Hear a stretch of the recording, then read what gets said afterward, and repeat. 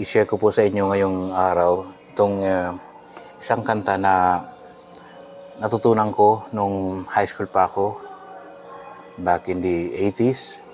Hindi pa ako nung tumutugtog sa simbahan. Hanggat nang tumugtog na ako, mas lalong na-feel ko yung meaning nitong kantang to. I'm sure you know the song nito.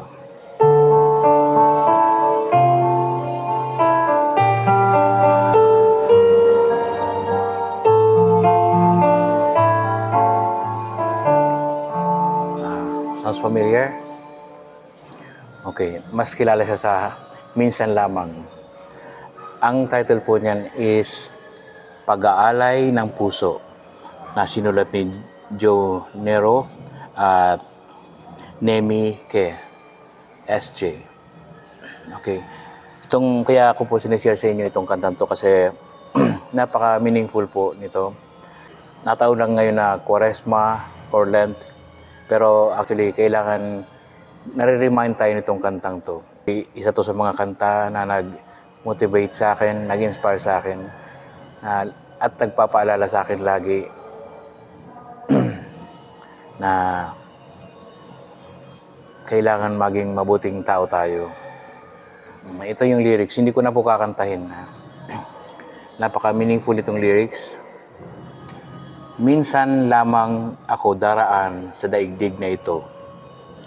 Kaya anuman ang mabuting maaring gawin ko ngayon, o anumang kabutihan ang maaari kong ipadama, itulot ninyong magawa ko ngayon ang mga bagay na to.